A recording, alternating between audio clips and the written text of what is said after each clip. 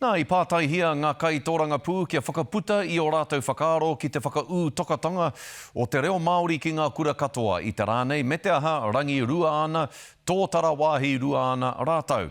No te paenga whāwhā I whakatere mai ai te kāwanatanga I tā rātou rautaki e ūwai te reo ki ngā kura I mua I te tau 2025 hei kaupapa ako matua mā ngā tauira katoa. Hei tā eruere rerekura aha koa te rangi ruatanga e rere ana te tai I te ākau o whakahē ki te one kura o whakae.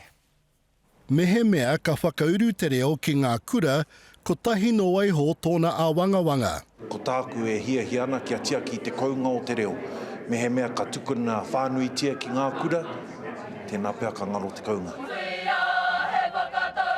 Haunga rā te reo, me kaua e wareware ngā kaiako ki ngā momo āhuatanga o te ahurea Māori. Kua rora wau e mea tu ana mō ngai Māori I te tuatahi, kia tirohia mehe mea e hia ana kia tukuna atu te reo Māori ki roto I ngā ringa o te hunga manene. Mehe mea ka whakae te iwi Māori ki tēnā, ka tautoko ahau.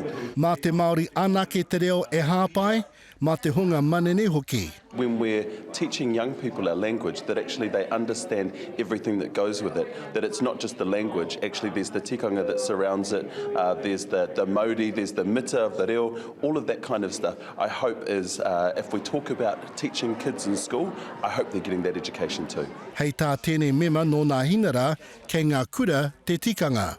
Let the schools decide. I think they need to work their curriculums out. A lot of them are opting for Te Reo Māori as one of their subjects, so that's really good. I think when they decide, it's actually taken on much easier rather than people saying you have to do those things, which is what compulsory is all about, isn't it?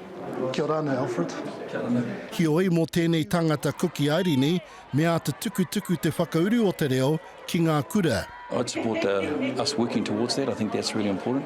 I think many reviews when we had kohanga reo, there were issues, for instance, that the retention of that language needed the support from whānau and family at the home.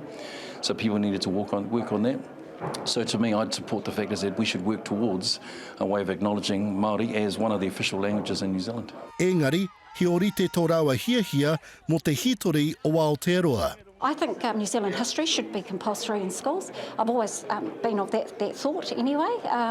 When I was growing up, I knew more about China than what I did even about my own country. So, and I'm Māori and I should have known, you know. So, yeah, I support that. I would say yes. I think they're important things as part of our history and heritage. The question is, why aren't we? Kei te haere tonu te nonoke mō te oranga tonutanga o te reo.